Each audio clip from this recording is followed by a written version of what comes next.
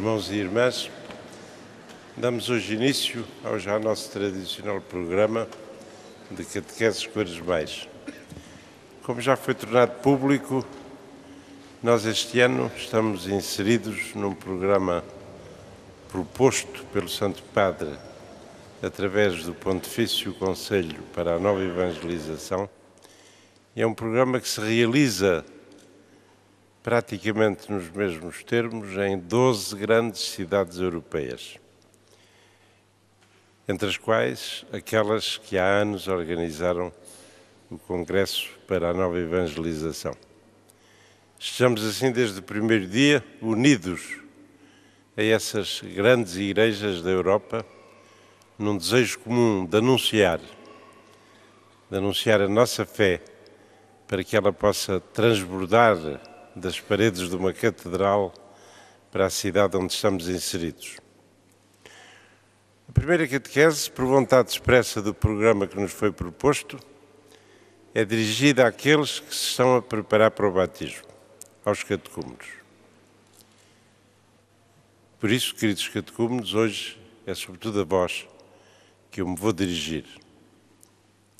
Estais a preparar-vos para serdes cristãos.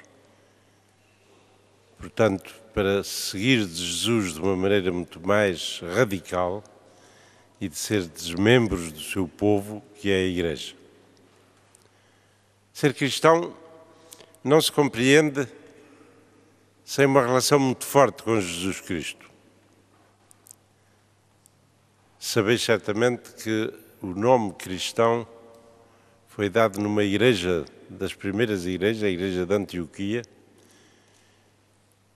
Os discípulos de Jesus, aqueles que acreditavam em Jesus, sentiam-se de tal maneira unidos a Ele, sentiam de tal maneira que a sua vida se decidia nele, que acharam que o melhor era passarem a chamar-se cristãos.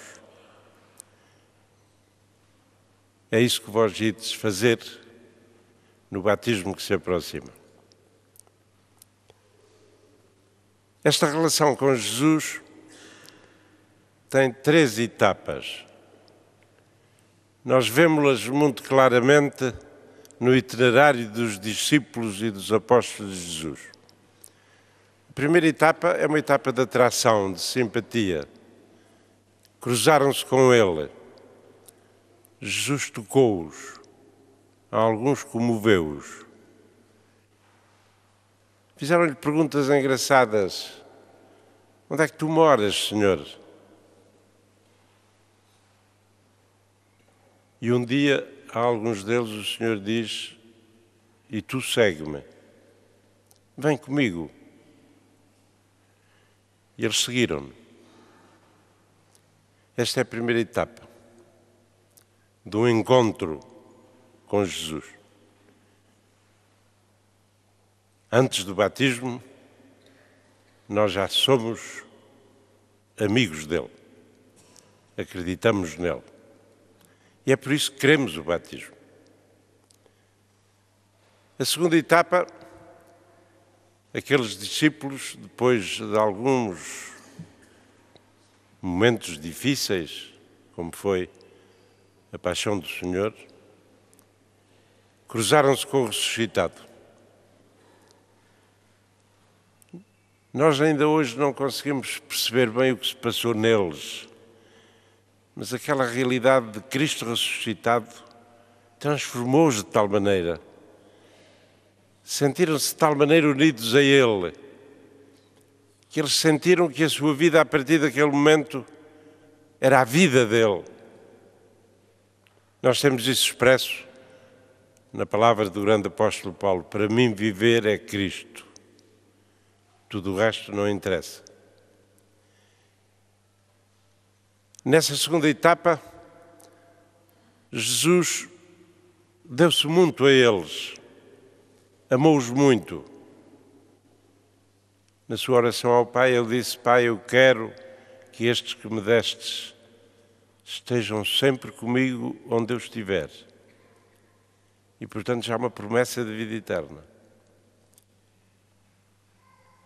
comunicou-lhes o seu Espírito, e o Espírito Santo, eles não sabiam quem era o Espírito Santo, mas sentiram-no.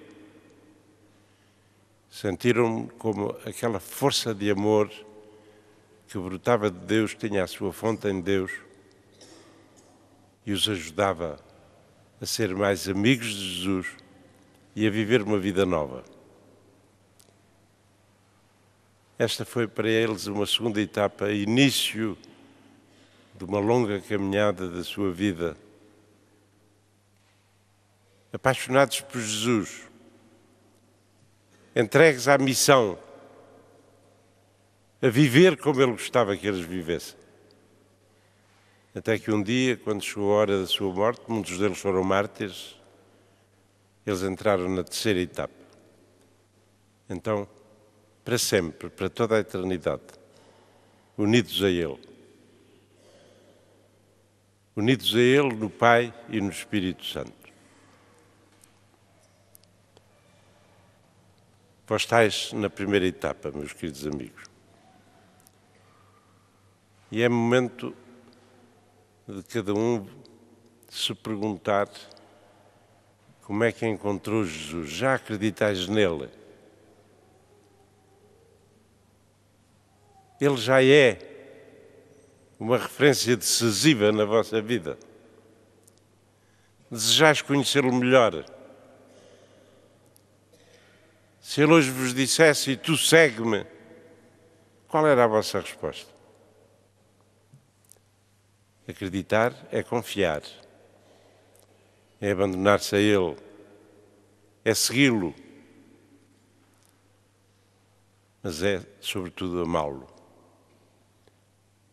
Acreditar é amar. É uma das coisas que nós temos que aprender, porque é importante na nossa caminhada de fé. Um ato de fé é sempre um ato de amor. Quando eu digo sinceramente, com todo o meu coração, Senhor, eu acredito em Ti, é a mesma coisa que dizer-lhe, Senhor, eu amo-te.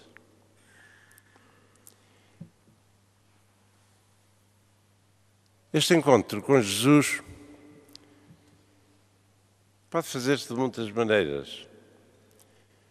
Eu diria mesmo que cada um de nós tem a sua história pessoal,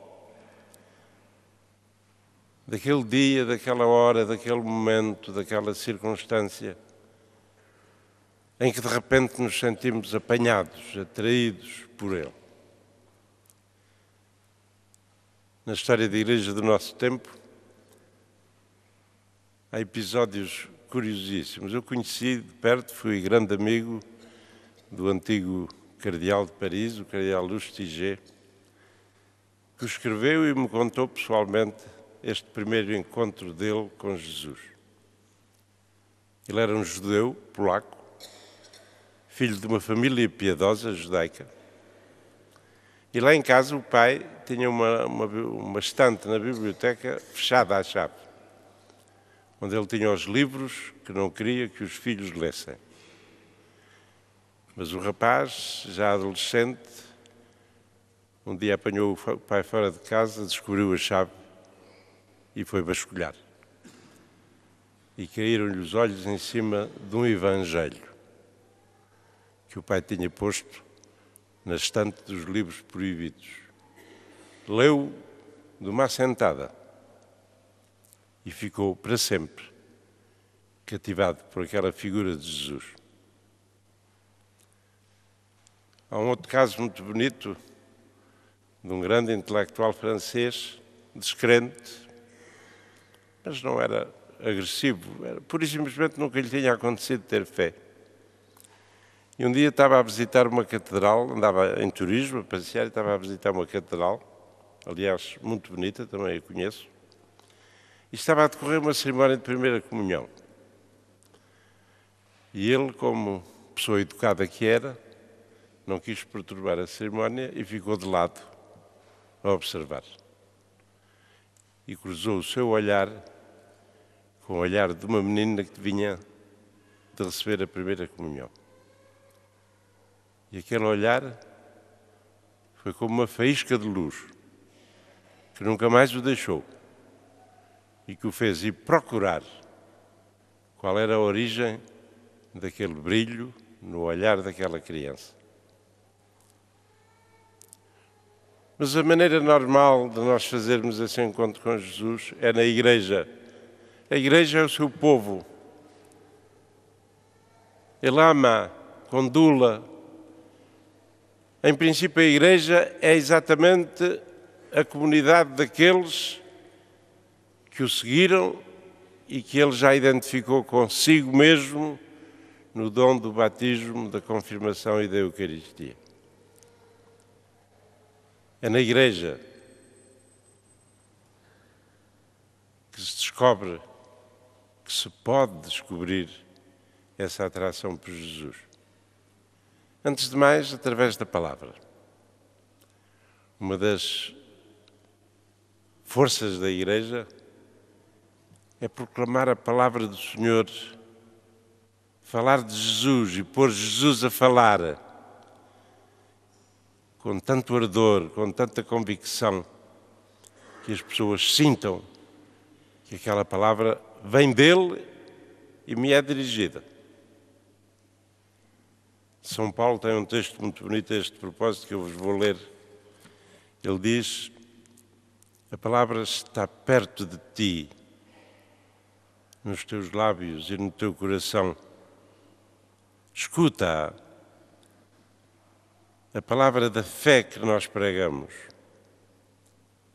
De facto, se os teus lábios confessam que Jesus é Senhor e se o teu coração acredita que Deus o ressuscitou dos mortos, estás salvo. Nós temos uma responsabilidade enorme. Nós que acreditamos e escutamos todos os dias a palavra do Senhor, de não a proclamar,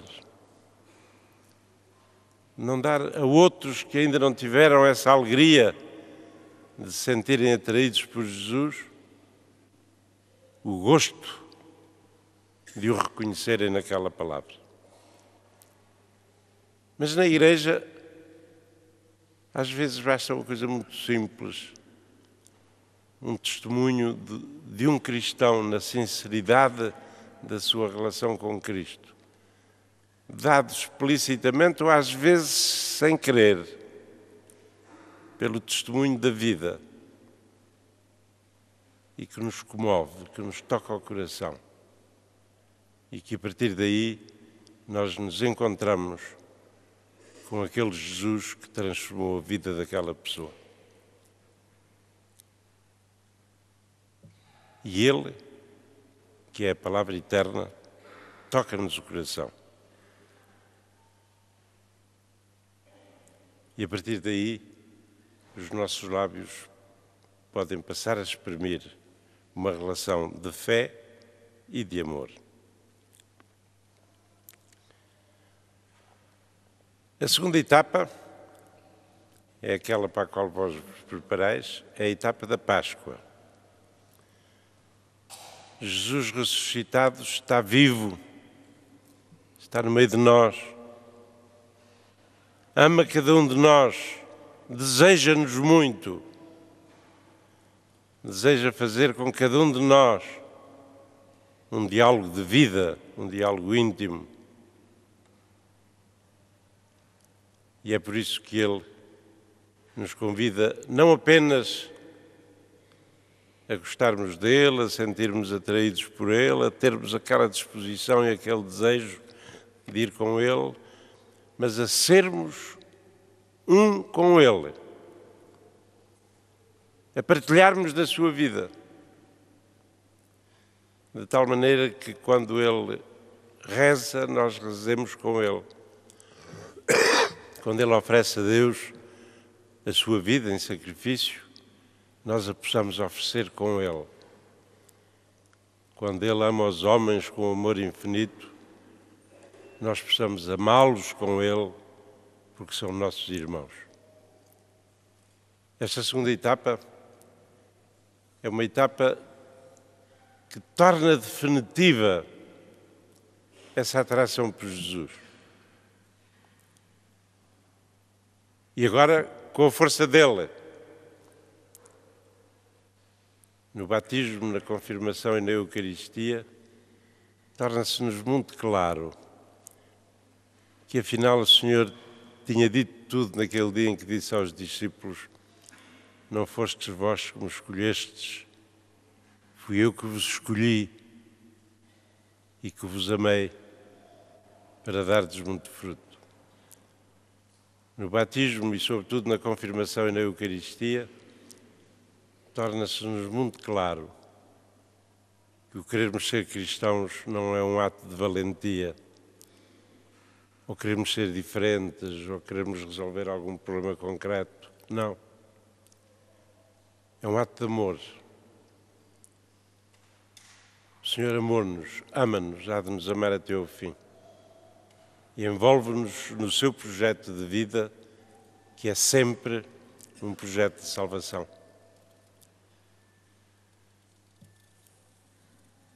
E aí começa a última etapa. Uma longa caminhada, tão longa como a nossa vida, onde ainda estaremos sujeitos às dificuldades deste mundo, em que temos que viver esta união com Cristo numa sociedade ou que não a conhece ou que não a toma a sério, com outros critérios, com outros objetivos imediatos, com outro sentido da vida. É uma longa caminhada que acaba por ser uma longa luta, uma longa batalha de fidelidade, que só é possível vencer com a força dele, com a força do seu amor, com a força do Espírito Santo. O batismo, que é o primeiro sacramento dos três, mas que já os envolve a todos, porque os outros são apenas a realização daquilo que aconteceu no batismo, a abertura ao Espírito Santo e a possibilidade de estar unido a Jesus quando Ele se oferece, porque continua a oferecer-se a sua vida pela salvação do mundo. Os sacramentos recuperam na maneira de se realizarem e por isso eles são muito simples, são compreensíveis a toda a gente. Se há realidade simples na vida da Igreja, é a simbologia sacramental. Por exemplo, no batismo, a purificação com a água. Não é preciso um grande discurso filosófico para perceber. A água purifica. Todos os dias a gente sente isso na nossa vida de dia a dia. Mas não se limita a purificar, a água fecunda. Olha, agora está aí toda a gente a queixar-se de uma seca enorme. Esta semana que passou fui a Beja ao funeral do Sr. D. Manuel Falcão. Fez-me impressão ver aquelas plantas, aquelas searas, todas a morrer com falta de água. A água dá a vida. É fácil perceber. A água no batismo significa isso. Ela dá-nos um coração puro. Ela anuncia uma capacidade de fecundidade de uma vida nova. Tem a sua fonte em Cristo. Cristo é a fonte. Mas todos nós a percebemos através da riqueza de um símbolo. Um outro símbolo que aparece no batismo é a unção com o santo óleo. Antes, os atletas, quando iam correr nas maratonas, untavam-se com óleo para fortalecer o corpo. Como nós precisamos ser fortalecidos dia a dia com essa força que vem de Jesus para podermos travar a batalha da vida como cristãos. Mas o óleo era também usado, sobretudo no Império Romano, na alta sociedade do Império Romano, como um instrumento de beleza. É bom não esquecermos isso. A graça batismal, se nós deixarmos, inunda o nosso coração de uma alegria, de uma maneira nova de olhar todos e todas as coisas. Dá-nos acesso a uma beleza que nós nunca seríamos capazes de experimentar só através dos critérios mundanos da beleza. Mas já no Antigo Testamento a unção com o santo óleo tinha um sentido litúrgico, um sentido sagrado.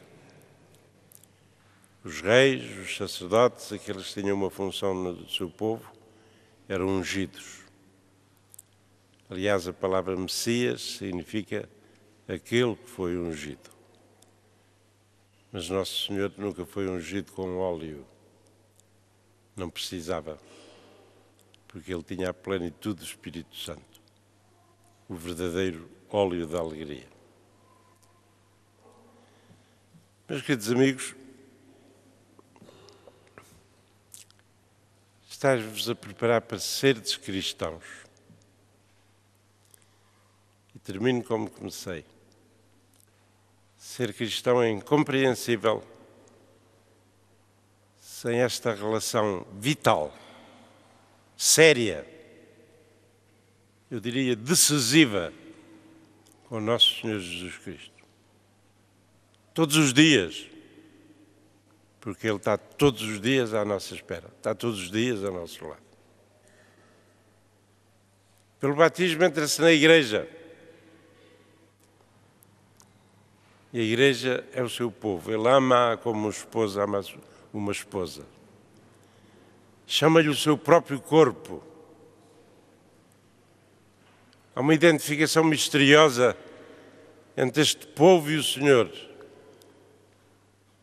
Porque o que Ele deseja mais é que entre nós, os seus discípulos, os seus amigos, haja aquele ritmo de intimidade, de relação de amor que Ele conheceu tão bem desde toda a eternidade na Santíssima Trindade. O Concílio Vaticano II disse de uma maneira muito bela que a Igreja é um povo reunido à imagem da Santíssima Trindade, ou seja, é um povo cuja experiência fundamental é o amor fraterno.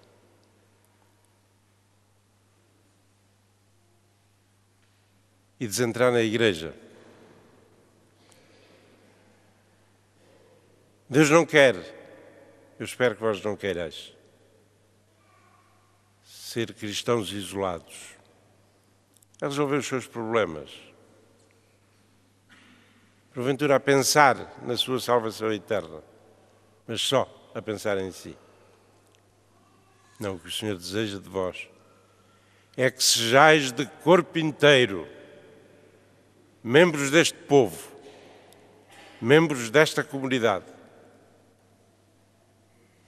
que o Senhor criou a partir da ressurreição de Jesus numa comunhão de amor à imagem do amor que existe entre o Pai, o Filho e o Espírito Santo. E é assim, nesta união a Jesus, com a força de sermos membros deste povo, que nós podemos ousar fazer da nossa vida neste mundo uma caminhada de fidelidade, o anúncio de uma vida diferente, a alegria de ser diferente. Nós, os cristãos, não podemos ter medo de ser diferentes, nem nos podemos intimidar quando nos acusam dessa diferença, porque essa diferença tem a sua origem na marca que Cristo pôs no coração de cada um de nós.